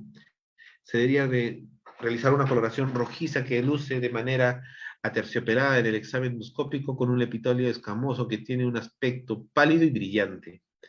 En esta unión gastroesofágica, la línea imaginaria en la que termina la porción del esófago e inicia el estómago anatómicamente, se logra identificar con el nivel de extensión más proximal a nivel de los pliegues gástricos. Existen dos criterios. Es reconocer el cambio de los epitelios columnares a más de 1 centímetro a nivel del esófago distal, y el examen histológico que muestra una biopsia en los cuales el epitelio columnar debe demostrar cambios de metaplasia intestinal con células caliciformes. La metaplasia intestinal se define con el diagnóstico de esófago Barrett desde su inicio. Entonces, como podemos observar, aquí en esta porción distal es donde vamos a encontrar si hay algún cambio a nivel de las células de Barrett, determinando el proceso del esófago de Barrett. Diagnóstico. Perdón. El diagnóstico va a ser netamente por un proceso endoscópico en el cual vamos a recabar las biopsias para hacer el estudio histológico. Hay que tener en cuenta que la enfermedad de Barrett debe de integrarse y considerar los hallazgos endoscópicos y la posible alteración a nivel de la mucosa epitelial. Para la confirmación histológica se debe tomar biopsias adecuadas según el protocolo de Semler y evitar la toma de biopsias en presencia de procesos de esofagitis. La descripción de los hallazgos endoscópicos debe ir a la mano del proceso del estudio histológico. La descripción de la extensión de la enfermedad de Barrett debe realizarse acorde con las clasificaciones de Praga, deben de describirse sus relaciones anatómicas. En el diagnóstico y evaluación por enfermedad de Barrett se prefiere el uso del proceso endoscópico con luz blanca de alta definición y debe de auxiliarse con técnicas de cromatografía. Ahora, hay que tener en cuenta su manejo, en los cuales vamos a ver que su tratamiento va a ser farmacológico si se controla los síntomas, el estudio relacionado in vitro para poder observar cómo son las celularidades y la disponibilidad con respecto al proceso o a la progresión de la displasia. Con respecto al tratamiento va a ser con inhibidores de bomba de protones, específicamente lo que es el omeprazol, y hacer o ver cómo está la progresión con respecto a un estudio seriado con el proceso de la displasia leve. Se debe emplear propiamente un tratamiento de larga duración con respecto a los inhibidores de bomba de protones. El seguimiento es importante y determinar si existe aún más procesos que van a generar más metaplasia o más displasia. Para tal sentido, si se llega a ver exacerbaciones, se debería considerar un proceso netamente quirúrgico.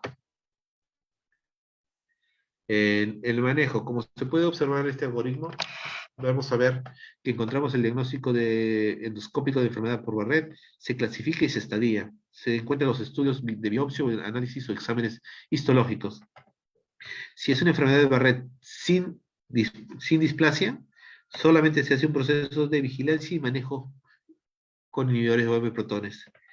Pero si ya hay displasia y hay procesos de cáncer, se debería de confirmar por dos expertos patólogos, se debería de realizar el proceso de vigilancia en caso de que no hubiera muchas alteraciones para poder hacer el seguimiento del control seriado, y en caso de que sí hubiera alteraciones, se hace un tratamiento endoscópico para poder retirar solamente donde están las afectaciones de la metaplasia o la displasia, o si ya no es solamente in situ, se hace una resección a nivel del esófago y a nivel del estómago si es que estuviera tomado. Alternativas para su manejo puede ser la quimioprevención, en la cual se le va a dar un proceso de ciclooxigenasa, que es el COX-2, se expresa de manera excesiva el nivel de tejido de metaplasia propiamente, se relaciona con la adaptación de la mucosa inflamatoria o lesiones y su expresión aumentada de manera progresiva a lo largo de la secuencia de la metaplasia.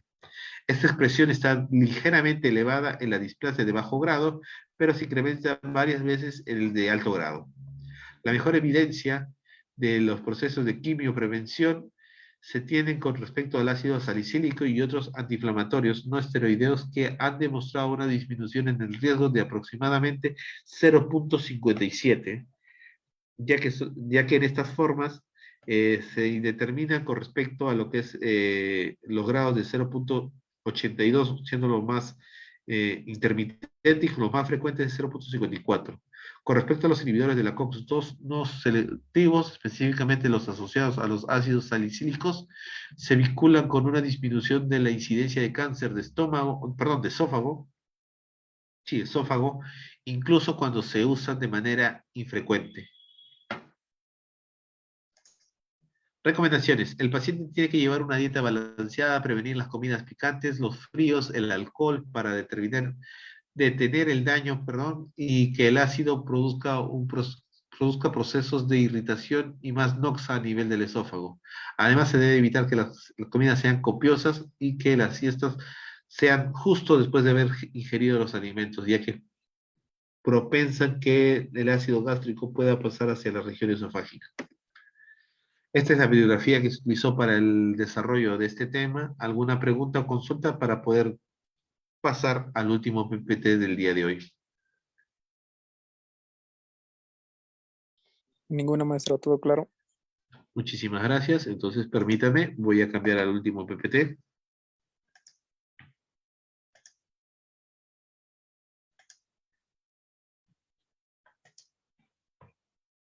Confírmeme, por favor, si se llega a observar el último PPT que va a decir caso clínico gastritis. Sí, se Sí, mira. doctor, sí se ve. Entonces, esto ya va a ser netamente, a lo que es la porción de la región gástrica. Vamos a determinar. Este caso es un varón de 32 años que va a manifestar una epigastralgia, ardor que empeora con las comidas. Va a tener un manejo puntual con Almax, que es su manejo de transgresión, y va a ser más frecuente en el último año. ¿Qué entidad y qué tratamiento estaríamos pensando? En caso de que estuviéramos pensando en lo que es una gastritis, tendríamos de tener un proceso de endoscopía, que sería la gastroscopía.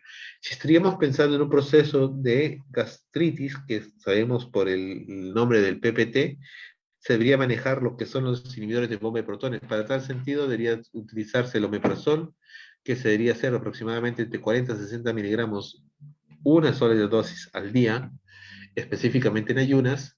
Se debería estar pensando en enfermedad por reflujo gastroesofágico. Participante Cristian Berrospi, tiene la manito arriba.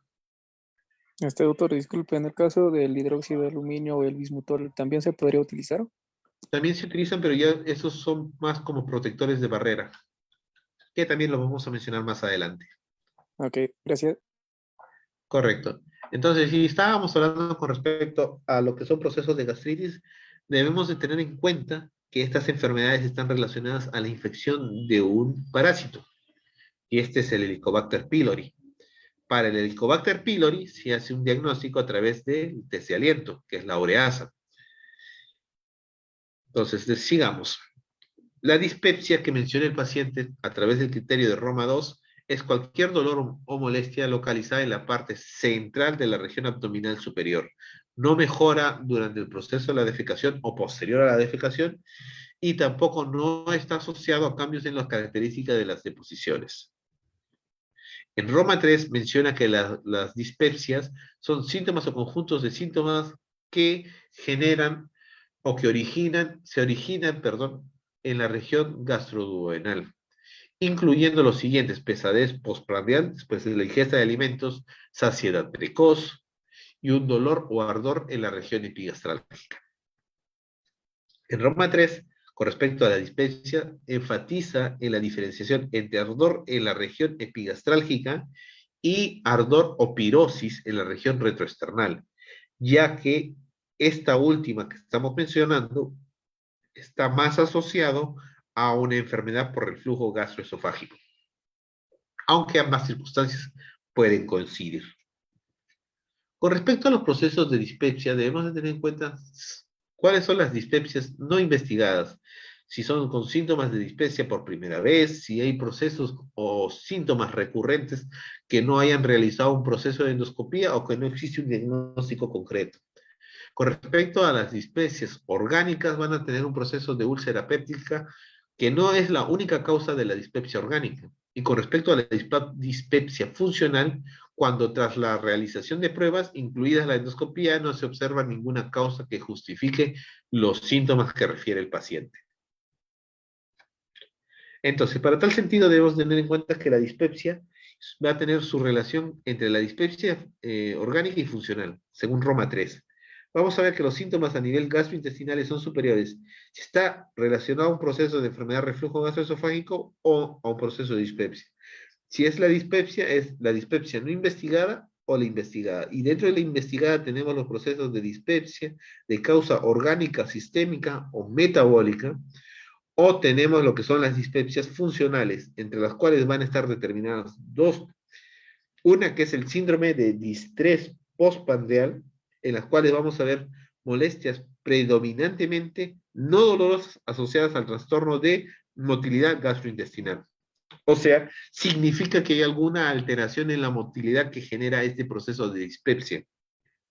Y con respecto a los que son los síndromes de dolor epigastrálgico, predominantemente a los que son procesos dolorosos. Aquí tenemos con respecto a lo que es la prevalencia de síntomas caracterizados en la dispepsia según sus diferentes países de participación de los estudios que se realizaron en lo que es DIGES. Vemos que principalmente hay signos o síntomas de plenitud o saciedad precoz. Vamos a encontrar también lo que va a ser signos de distensión abdominal y eructos, propiamente en cuadros de gastritis. Hay que tener en cuenta que dentro de las dispepsias orgánicas, las causas gastrointestinales más comunes se deben a una úlcera péptica, que van a ser las úlceras gástricas o las úlceras duodenales. Vamos a ver la enfermedad por reflujo gastroesofágico, los diversos medicamentos que pueden ser los AINES, los medicamentos que contengan hierro, la digoxina, la teofilina, la eritromicina, el potasio y entre otros. Las causas gastrointestinales poco comunes o raras van a ser los procesos de cáncer gástrico, los procesos de colecistectomía, los procesos de pacientes diabéticos con gastroparesia o dismotilidad gástrica, isquemia mesentérica crónica, pancreatitis crónica, cáncer de páncreas, cirugía gástrica, patologías del tubo digestivo inferior, específicamente si hubiera algún proceso de metaplasia o neoplasia a nivel de la región del colon, obstrucción parcial a nivel del intestino delgado, enfermedades inflamatorias o infiltrativas en la región estomacal o intestino grueso, enfermedad celíaca o regiones de neoplasias a nivel hepático. y las causas no gastrointestinales poco comunes, vamos a ver los trastornos metabólicos tales como las uremias, la hipocalcemia, el hipotiroidismo y los síndromes de la pared abdominal. Las dispepsias van a determinarse principalmente por un proceso de endoscopía en las cuales se van a solicitar por este desencadenante, este motivo de consulta. Van a ser 30% van a encontrarse normal, 30% va a estar asociado a procesos de gastritis, duodenitis o algún proceso de hernia hiatal. De entre el 10 al 17% van a estar relacionados a través de un proceso de esofagitis, de 10 al 15% a un proceso de úlcera duodenal. Y el 2% a un proceso de neoplasia. Hay que tener en cuenta que se van a encontrar signos de alarma, en los cuales se deberían de precisar en los últimos 15 días: pérdida de peso no intencionada, vómitos persistentes y recurrentes, sangrado digestivo, hematemesis, melena y un cuadro definitivo de dianemia, un proceso de disfagia, una masa abdominal palpable. Se van a determinar en el grupo etario de 55 años y dispepsia inexplicable y persistencia, en las cuales van a estar determinados en un periodo de 4 a 6 semanas. Con respecto a la dispepsia, vamos a encontrar que la dispepsia funcional va a tener un abordaje siempre de valorar los componentes psicológicos. Ahora, ¿en qué casos y en qué tratamientos? Siempre también se debería de ver los procesos de las endoscopías, el uso de los inhibidores de bomba de protones, el test de aliento y las ecografías abdominales. Entonces, veamos el caso clínico de una dispepsia no investigada. Aquí tenemos que el paciente, a través del estudio realizado a nivel del manejo del Helicobacter pylori por su infección, a través del consenso reportado en la región de Florencia, vamos a ver que su estrategia es que el manejo del test y su tratamiento es adecuado para un proceso de dispepsia no investigada en poblaciones donde la prevalencia del Helicobacter pylori es alta, en la cual va a estar determinada por encima del 20%. Su estrategia va a ser la búsqueda del Helicobacter pylori con técnicas no invasivas. Si su hallazgo es positivo, se realiza un tratamiento directo. La valoración local va a determinar el costo-beneficio, va a verse que no son aplicables si los síntomas, si no tienen signos de alarma, y en países de bajo riesgo a nivel de cáncer gástrico. Con respecto a los pacientes con dispepsia no investigada, son menores de 55 años, sin síntomas ni signos de alarma, se recomienda lo que es la estrategia de test y tratamiento como primera opción para el tratamiento a nivel de antisecretores empíricos, inhibidores de bomba de protones específicamente, y lo que es la endoscopía. Con respecto a lo que es la erradicación del Helicobacter pylori, pues se produce un mejor manejo con respecto a largo plazo, con respecto a las dispepsias a nivel del 10% de los pacientes.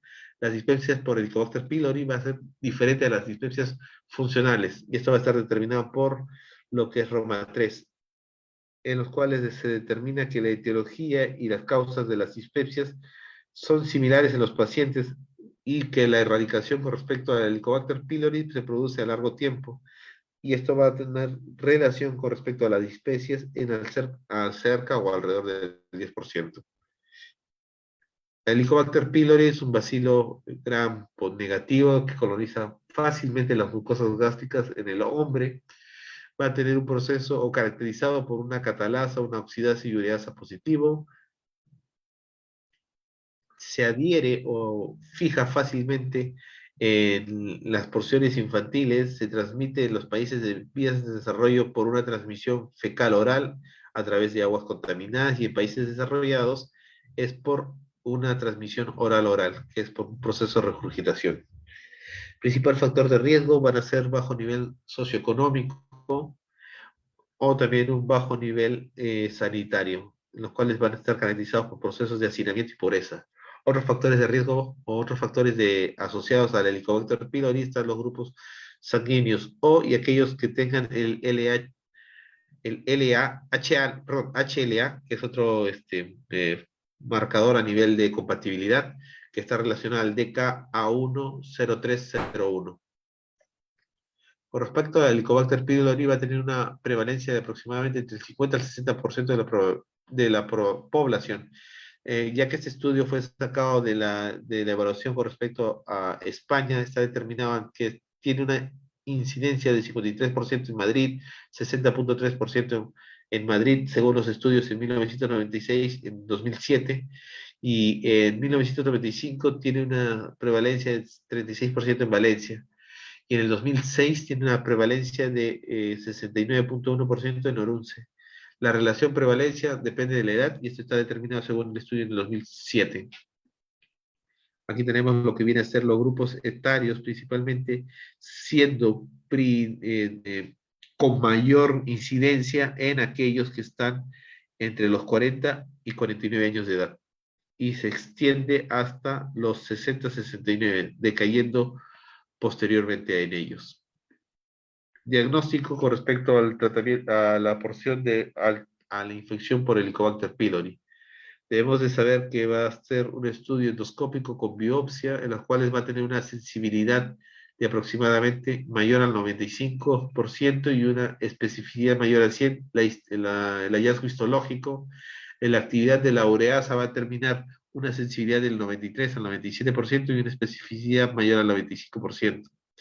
Y lo que viene a ser el cultivo va a tener una sensibilidad del 70 al 80% y una especificidad del 100%. En las no invasivas, las pruebas serológicas a través de la inmunoglobulina G va a tener una sensibilidad del 85% y una especificidad del 79%. Con respecto al test del aliento de la ureasa, va a tener una sensibilidad del 95 al 100% y una especificidad del 91 al 98%. Con respecto al antígeno en las deposiciones, con respecto al Helicobacter pylori, va a tener una sensibilidad del 91 al 98% y una especificidad del 94 al 99%. El Helicobacter pylori no invasivo, vamos a determinar que el test de aliento con ureasa marcada con carbono 13, con administración previa de solución ácido cítrico. Vamos a ver también que hay otra evaluación, la cual va a ser los antígenos en heces a través de un proceso o test de ELISA monoclonal, donde vamos a ver la disponibilidad para poder determinar los antígenos propiamente del Helicobacter pylori.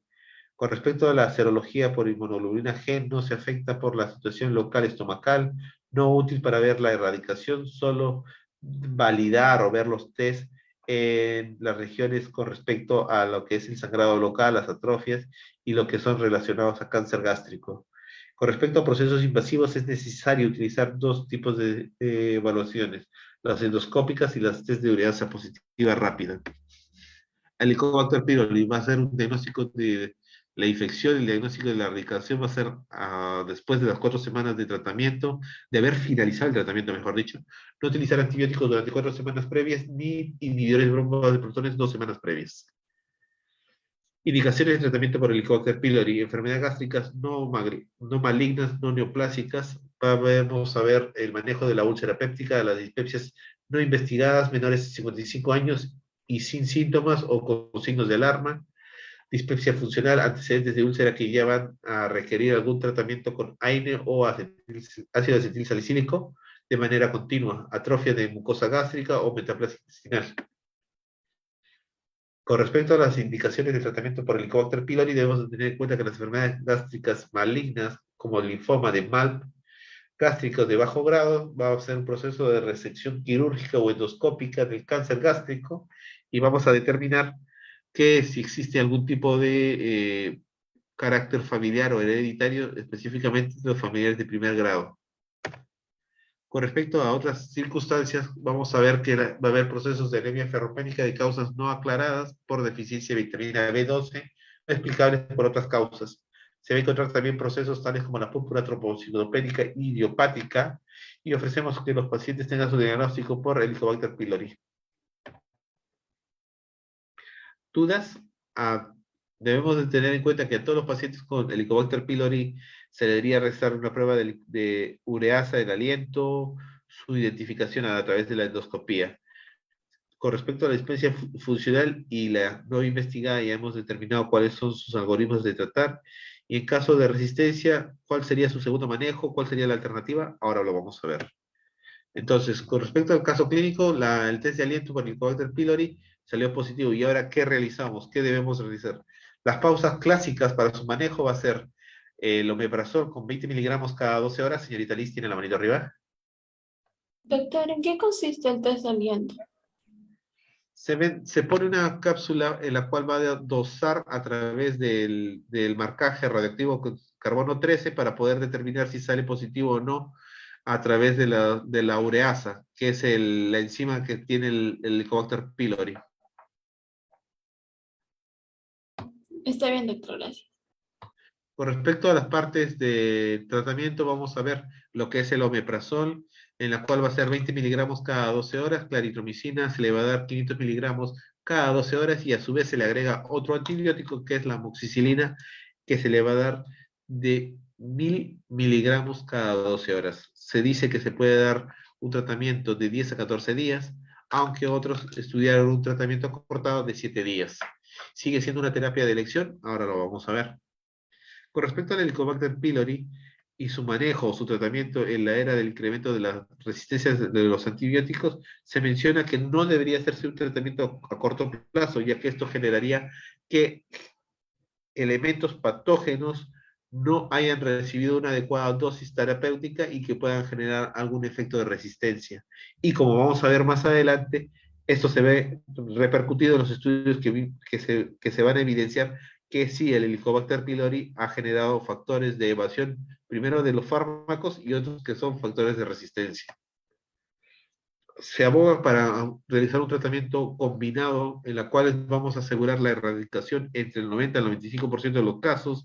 La terapia clásica, que es el omeprazol, la claritromicina y la amoxicilina, es menos efectiva y se debe de abandonar. Se debería usar otras combinaciones antibióticas.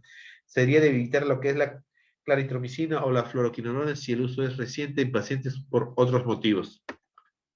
El tratamiento de fracaso o tratamiento relacionado con resistencia antibiótica va a estar determinada al mayor uso de claritromicina, aproximadamente en un 15%, con relación al consumo total de antibiótico poblacional para cualquier indicación. Con respecto a lo que viene a ser la resistencia por el Helicobacter pylori a los tratamientos que se realizaron específicamente en los estudios de Europa y su relación con el consumo de los antibióticos de manera no prescrita adecuadamente, se han visto que hay un gran aumento con respecto a su resistencia. Ahora lo vamos a ver cómo se encuentra. Aquí podemos observar cómo se encuentran lo que son los aspectos de uso externo con respecto a las resistencias de los medicamentos tales como podemos observar aquí en los colores, como que viene a ser las tetraciclinas, el topsicumab, la despinoximina, la claritromicina, la citromicina, la eritromicina, y esto ha ido aumentando progresivamente, y este es un estudio que se ve en el 2005. La relación a nivel primario en la cual vamos a observar que la resistencia a nivel de la claritromicina y la levofloxacino han ido aumentando, y esto no es propiamente estudio en el nivel de España, en la cual se observa que ha ido aumentando, en los cuales vemos que va desde un 13.3 a un 14.0. Tratamientos que se realizan en la región de Madrid durante el 2000 al 2006, en las cuales se vieron a través de los estudios de biopsia a nivel de los pacientes pediátricos, específicamente determinados en la revista del 2009, se van a determinar lo que es el metronidazol con un 35.7% de uso y la claritromicina en 56.6%. Bueno, la disposición en la cual se realizó este estudio en la región de España, la prevalencia con respecto a la resistencia primaria del Helicobacter pylori y con respecto a lo que son las regiones surestes del tratamiento de claritromicina y levofloxacino. La tasa de resistencia de los pacientes nativos se determinó que hay una resistencia de claritromicina alrededor de 17.9% y levofloxacino de 13.9%. Las endoscopías en pacientes con dispepsia determinaron que la resistencia por Helicobacter pylori van a estar determinadas por levofloxacino al 38.7%, rifampicina al 33.3%, el metronidazol al 27%, la claritromicina al 22.4%, no resistencia de amoxicilina o tetraciclinas, al tratamiento dual de claritromicina, metronidazol al 10% y los multifármacos, va a ser de alrededor de 14.2%. Entonces, se ve que ya nos estamos quedando sin alternativas terapéuticas, ya que no hay un adecuado uso o no están haciéndose oportunos el tratamiento. Para tal motivo, las tendencias es no nuevos antibióticos para el Helicobacter pylori, pero nuevas combinaciones de antibióticos, no mayores dosis de inhibidores de bomba de protones, más días de tratamiento, se necesitarían o no uso de probióticos, probablemente no sería la primera elección. En la conferencia, la cuarta conferencia en la región española con respecto al consenso sobre el tratamiento de infección por el Helicobacter pylori, se determinó que deberían ser el uso de inhibidores de bomba de protones cada 12 horas, conjuntamente con una terapia triple de antibióticos, que vendría a ser la amoxicilina 1 gramo cada 12 horas, la claritromicina 500 miligramos cada 12 horas y el metronidazol 500 miligramos cada 12 horas. Todo esto en una terapéutica de 14 días. Esta sería nuestra primera línea de acción. En caso de que no pudiésemos realizar el tratamiento con la primera línea de acción, podríamos utilizar los mismos medicamentos con lo que es el inhibidor de bomba de protones cada 12 horas, la amoxicilina 1 gramo cada 12 horas, el levofloxacino 500 miligramos cada 24 horas y se le puede agregar el bismuto 240 miligramos cada 12 horas. Esto se le va a dar una terapéutica de alrededor de 14 días. O la otra alternativa que se le puede dar es el inhibidor de bomba de protones con lo que es Ipelera, que es la combinación de estos medicamentos en 3 cápsulas cada 6 horas por 10 días. Otra alternativa sería los inhibidores de bomba de protones, que serían las sales bismuto de 120 miligramos cada 6 horas o 240 miligramos cada 12 horas, la doxiciclina de 100 miligramos cada 12 horas o el metronidazol de 500 miligramos cada 8 horas, por 10 a 14 días. La tercera línea de actuar podría ser la misma que estuvimos mencionando en esa porción del algoritmo, o podemos darle el inhibidor de bomba de protones cada 12 horas, la amoxicilina 1 gramo cada 12 horas, levofloxacino 500 miligramos cada 24 horas y los sales de bismuto de 240 miligramos cada 12 horas por 14 días. Entonces, ahí tenemos con respecto a si hubiera o si no hubiera, mejor dicho, algún proceso de alergia a las penicilinas. Si hubiera algún proceso de alergia a las penicilinas, es el medicamento, la porción de los medicamentos que hemos mencionado, las sales bismuto, en la dosis de 120 miligramos cada 6 horas, de 240 miligramos cada 12 horas, la doxiciclina de 100 miligramos cada 12 horas y el metronidazol de 500 miligramos cada 8 horas por un periodo de 10 a 14 días. Ya hemos mencionado el algoritmo. Aquí tenemos con respecto a la terapia cuádruple que hemos mencionado. Hay que ver que la línea con respecto a la terapia cuádruple va a ser de aproximadamente 14 días. Ya hemos visto los inhibidores de bomba de protones, que es una dosis estándar, la claritromicina, la amoxicilina y el metronidazol. La regla mnemotécnica es la OCA más 2 elementos de metronidazol cada 12 horas.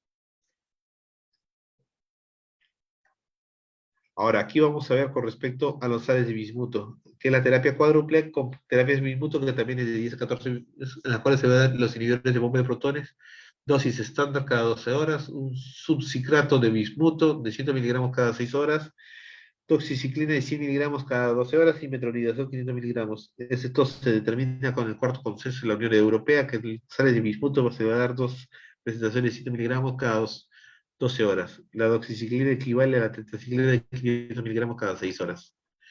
El tratamiento con respecto a pilera, que van a determinar 3 medicamentos y se va a dar por un manejo de cada 6 horas por 10 días, en las cuales vamos a contener 140 miligramos de subcinato de bismuto, lo que va a hacer 125 de metronidazol y 125 de tetraciclina. Se añade un inhibidor de bomba de protones mañana y noche, para tal sentido es cada 12 horas. Solo va a tener 1.5 de tetraciclinas versus a los que se da de 12 gramos.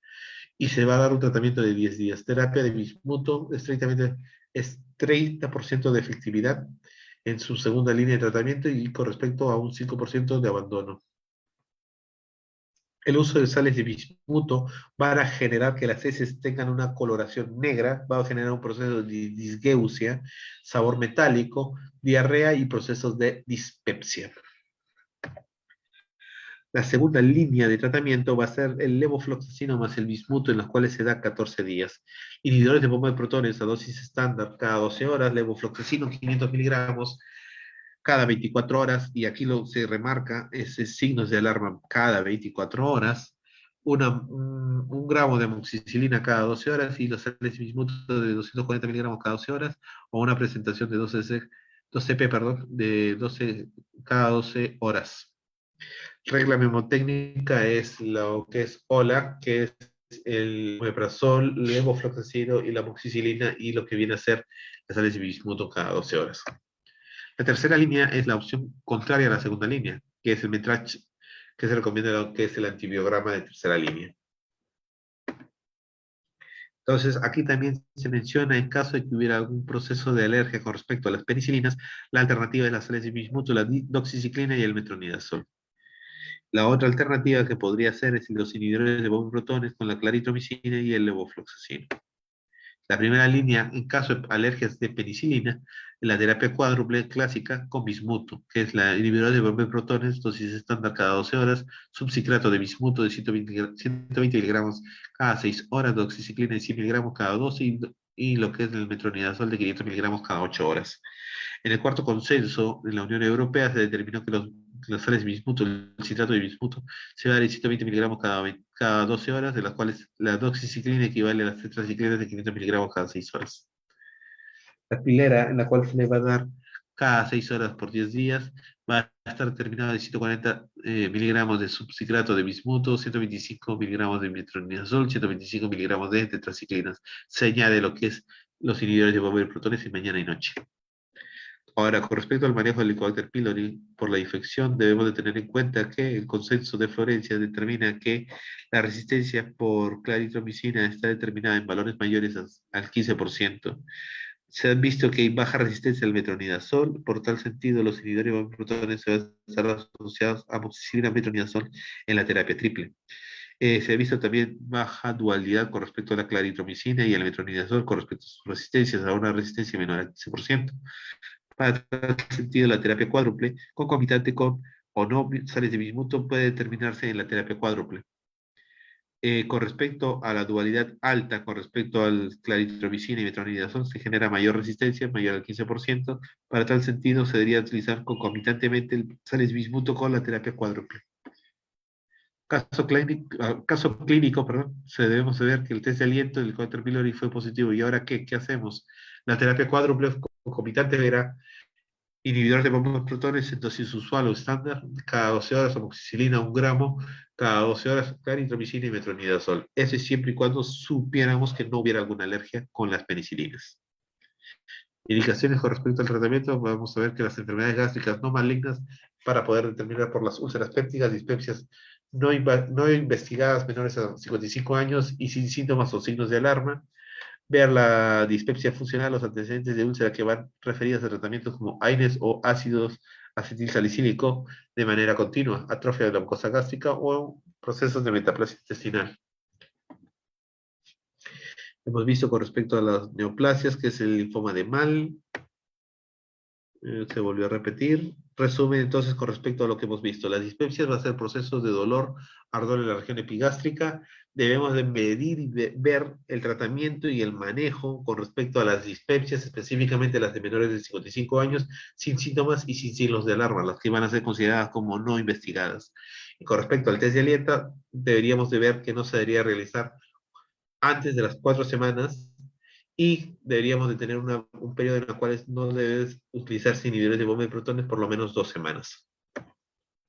Primera línea, siempre va a ser la terapia cuádruple, que va a tener un tratamiento concomitante de 14 días de inhibidores de bomba de protones, dosis estándar cada 12 horas, amoxicilina 1 gramo cada 12, claritromicina 500 miligramos cada 12, metronidazol 500 miligramos cada 12.